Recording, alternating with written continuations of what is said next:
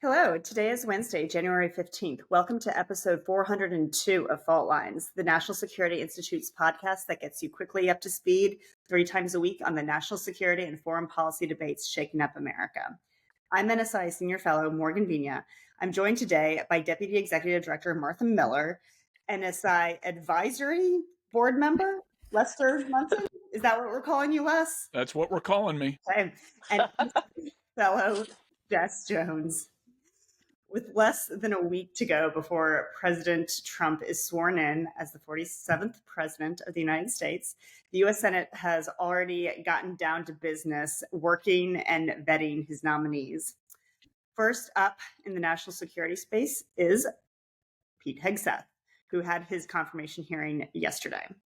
And then today, Marco Rubio, the president's nominee or the president-elect's nominee for Secretary of State, will be going before the Senate Foreign Relations Committee.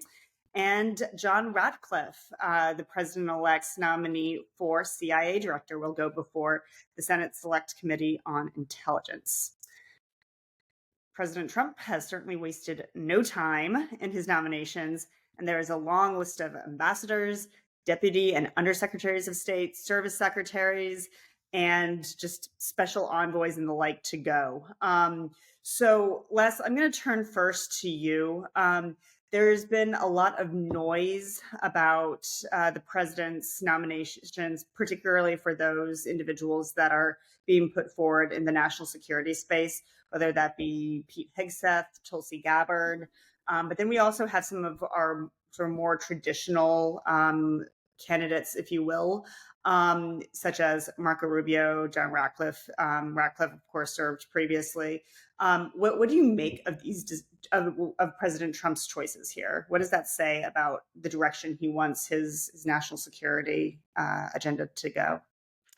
Well, I think it's a nice variety of personalities and qualifications and experience, and also importantly, I think different viewpoints about how U.S. national security decision making should run and what kind of decisions the U.S. government should be making with respect to a whole host of different issues. Senator Rubio has a long track record of advocacy for democracy and human rights, not normally something you would think of as kind of Trumpy priorities, but he's also signaled toughness on trade issues, and I think a leaked version of his opening statement, he flags trade as the first issue he's going to be tough on, and kind of criticizes these large free trade agreements. Not that that's necessarily the purview of the Secretary of State, although it is in part.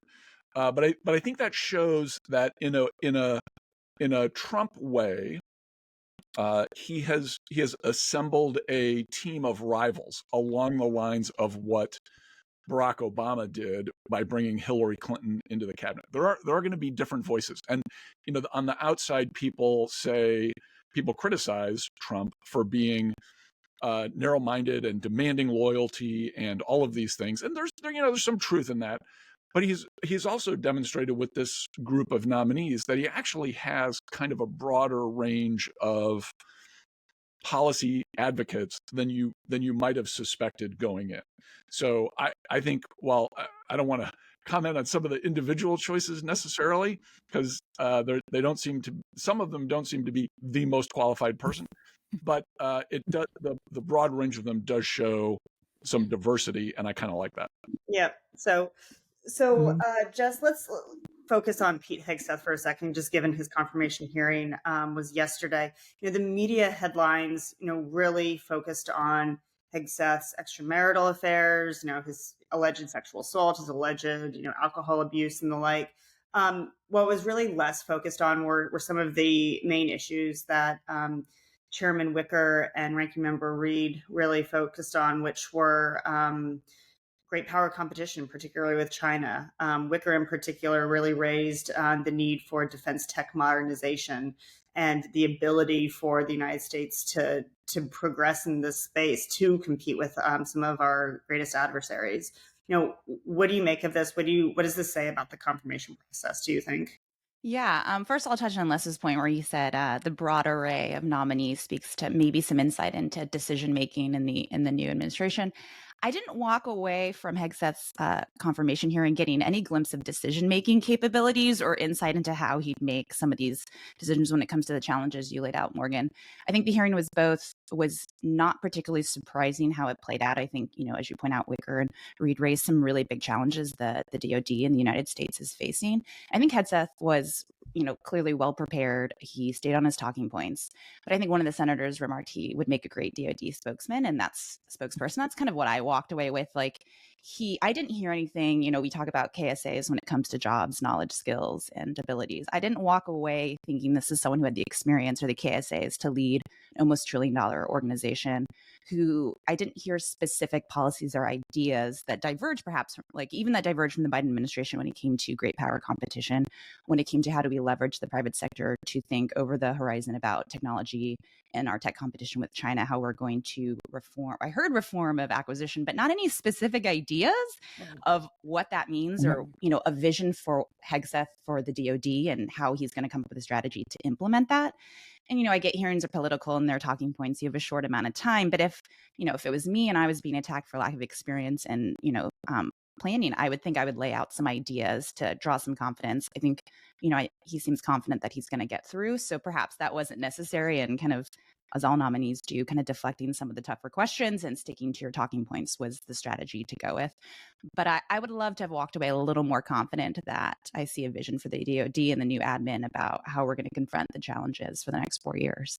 Yeah, no, Jess, I'm with you. I actually really think this was a missed opportunity for the Senate Armed Services Committee to really drill down into what the plans are for this administration to project real strength moving forward, and how we are going to compete with China, how we are going to modernize our military, and what that is going to take, right?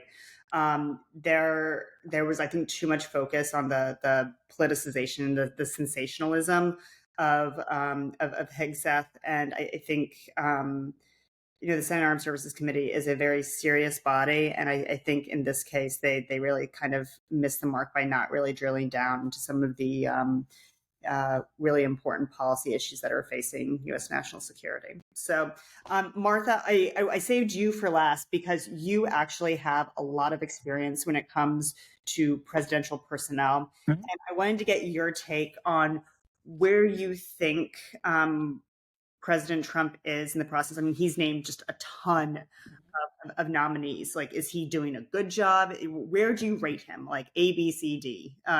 Like, how do you think he's doing here? And not to put you on the spot, Martha, I would like a report card. Seriously, no question.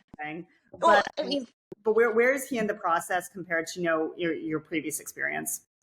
Look, I mean, he gets an A+ for efficiency. I think the very interesting thing is, it is almost like just rolling into your second, the second part of a 2-term president, right? Because the second half, you're typically changing things up, and you already have like a pipeline of people you've already kind of been vetting over, leading up to your inauguration. So, and in fact, back in the Bush administration, we focused a lot when we were helping the Obama team on their transition. We actually focused a lot on the importance of getting things done early, quickly. I would say the major concern I would raise if I were on that team, helping with that process, it would be the background checks. That is something that we were very diligent about. We demanded a very high level of standards across the board, whether it be, personal character standards or let alone just as Jess was pointing out, the skill set for the roles. I think, what it's really interesting, just getting back to what Les was talking about this broader array of policy views. I think it is valuable to have multiple viewpoints and voices in the cabinet. to the extent that they can actually be work in concert and not be working against one another. That can be, problematic if it's not managed well from the White House.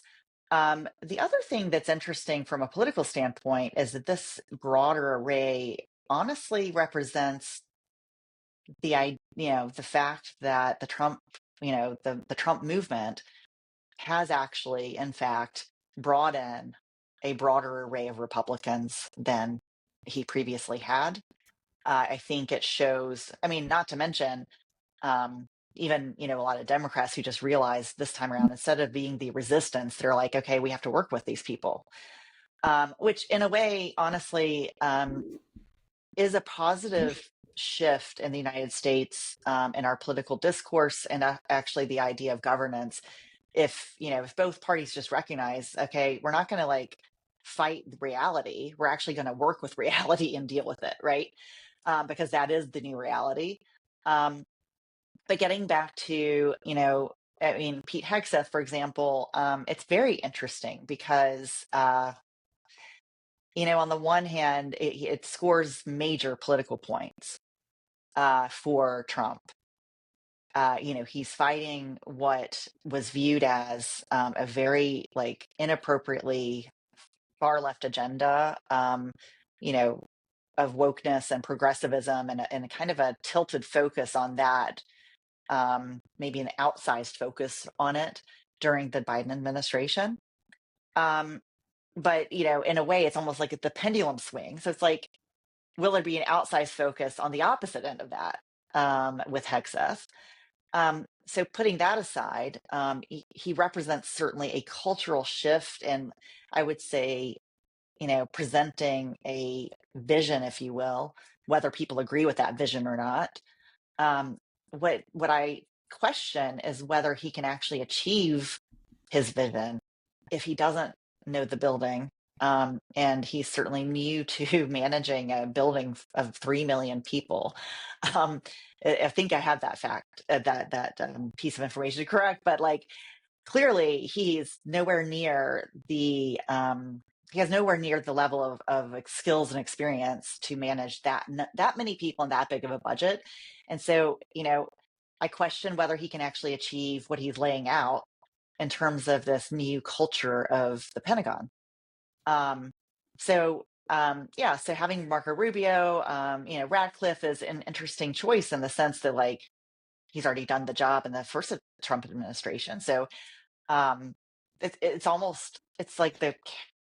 like the opposite of what happened previously, where people got fired unceremoniously after just a few months on the job.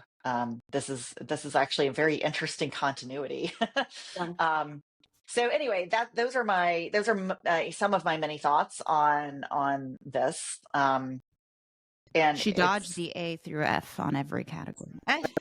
She only gave an A+. What a nice teacher. Well, look, I mean, A+ for effort. No, I'm just kidding.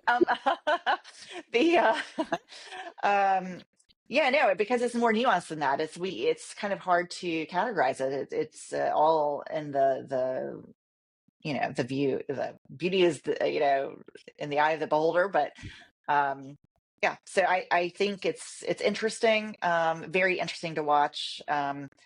And I'll be very interested to see how it unfolds. I mean, I think the Hegseth will get confirmed. Tulsi Gabbard, I think, is the one who will not. We haven't talked about her yet, but I'm skeptical that she'll get through. But anyway, Morgan, so those are my thoughts. Morgan, can I make one final point? Yeah, let's go for it. This week is not just about the nominees. It's about the Senate and the job the Senate is doing, examining these nominees.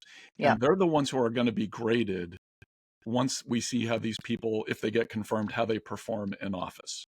So the consequences of yesterday and today and tomorrow with these hearings are not just for the nominees, they're also for the senators and the committees themselves. Well, on that note, I do think it's interesting, the Joni Ernst element here, who, this is a woman who has been a victim of abuse, also, military background,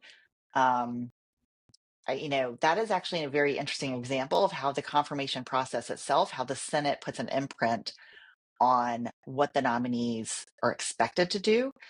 And, it'll be interesting to see, will he follow through on the commitments he's made to Joni Ernst?